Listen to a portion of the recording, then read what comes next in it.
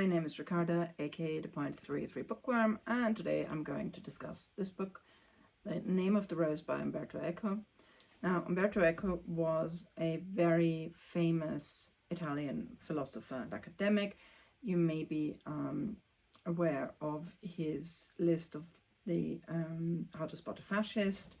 He was also very influential in taking the concept of semiotics into the wider world out of academia, and he wrote a number of novels, and this is his first one, and if you ask me, probably his best. It was written in 1980. There was a movie made in 1986 starring Sean Connery and a very, very young Christian Slater, who was in fact too young to watch it in the United States. Largely because of his own naked bottom, I believe. So the book is a novel. It is set in the 14th century in an abbey in northern Italy, and it is narrated from a perspective of an old man by Azzo of Milk, who is a Benedictine monk, and who is in this story traveling with a Franciscan and called Sir William of Baskerville,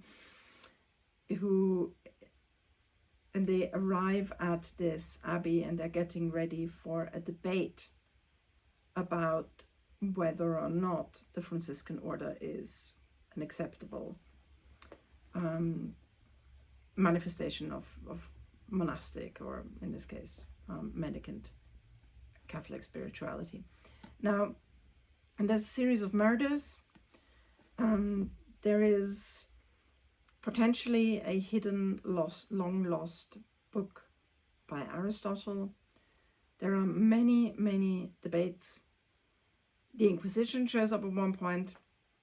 There's two teenagers having sex. There is intrigue, insanity, and a ginormous fire. Now, that already sounds pretty good to you. I don't know, it sounded good to me. I watched the movie first, I think. Or did I? But the thing is, if you watch the movie, you've already done quite well. You know, it's entertaining. There's also a mini series, one of those, pan-European productions a few years ago.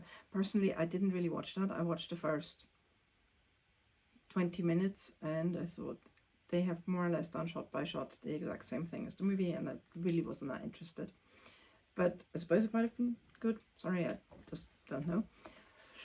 Now, I am holding an English copy of the book. Full disclosure, never read it in English. I have only read this book in German, and I read it when I was a teenager. And the German version, so the English version, is about 500 pages long. As you can see, the print is really quite small. Paper's really quite thin, and it's 500 pages. Now, you can always count on a German version of anything being between 20 and 30% longer than the English version of anything, for the very simple reason German's longer. It's just is. I mean, I literally remember there was a book and it was 500 pages long in German, in English, and I don't think that they went to a second volume on the German translation, but it was 800 pages long. This is ridiculous. This is not. Now, okay, so the German version was always going to be longer. However, the German version has something that the English version does not, which is extensive commentary and translation. So what you have to understand is the plot that I just explained to you is already, it's a bit complex, a bit simple, but it's fun, But Umberto Eco, like I said, had one of the greatest private libraries in the world. This is a man who had access to materials that simply didn't exist anywhere else in the world. This is somebody who was extremely well read. So the plot actually isn't that big of a part of it. The most part of this book is people debating about various forms of heresies that were around in the late Middle Ages. Which is why this book, when I studied for my master's in religious studies at the University of Graz, at the theological faculty there, okay, I had to do an exam about heresies. Well, actually, heresies and alternative religions was 2 exams. And the first one was medieval heresies, and the second one was alternative religions from the Renaissance onwards, which, funnily enough, then ended up with New Thought and self-help as literally being a heresy, and well, not a heresy, but almost being classed as new religious movement. So this was not all of it, but probably about 100-ish pages of this was actually required reading for that course, because there is literally no better, more factual,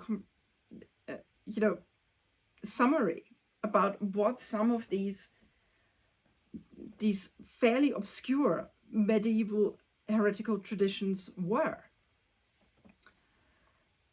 So it manages to not be quite an info dump, but the fact that they can take the full text for dozens of pages at a time and give this to university students who have not read this book, who have not been told to read this book. And I don't even know if they bothered crossing out bits where the characters are talking. It is just, they manage to have these conversations, these incredibly lengthy conversations about these very obscure topics of really very obscure heresies. And this goes on and on and on. And then you meet some of these people who, oh, he was involved in this heresy, but now he's actually a lay brother. No, it's fine. And then the Inquisition comes and somebody ends up burned at the stake, and it's, kind of,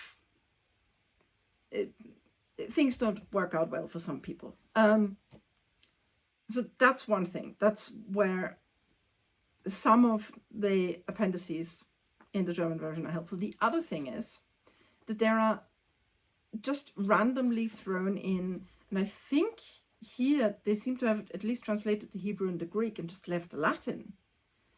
But in the original, there's just sometimes a chapter heading, and then there's a quote for it, and it will just be in Hebrew. Oh, and I think, like I said, the Hebrew and the Greek, they seem to have translated for the English version, but they haven't done, they have not translated the Latin. And unfairly to the average reader, they have also not had a footnote or an appendix or anything. And this book came out in 1980. There wasn't any internet you could consult. And, unless you had if you know any Latin, you know that if even a Latin dictionary is not going to help you that much. It's just a little bit unfair. That's why I genuinely don't know to what extent I would recommend the English version. I think they probably took out some of the Latin. I don't know. It doesn't. Nope. There is still, no, there's no translation. There's no anything. So if you are able to read this in another language, edited by people who have a little bit more mercy on the average reader, if you can read German, I recommend reading this in German. I don't know how the Italian version or the French version or the Spanish version, anything looks. I have the English version and I've read the German version. It is an incredibly dense book. I would recommend, I know it's one of those ones where really, if you can manage to get through the first 100 pages, you're probably fine, but getting through the first 100 pages is rough. Now, what's of course important is that this is not just a book about medieval heresies. It is also a murder mystery. Now, does this remind you of anything? The classic golden age of detective fiction murder mystery where you always start with a plan of the house, so you know how anybody could possibly have accessed what room? That's exactly what this is.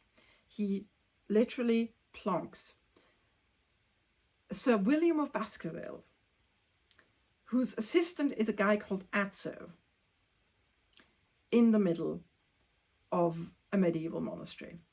And do they behave like Sherlock Holmes and Watson? Well, what do you think? It is a very interesting book to read. It is, if you're in the right frame of mind, very funny.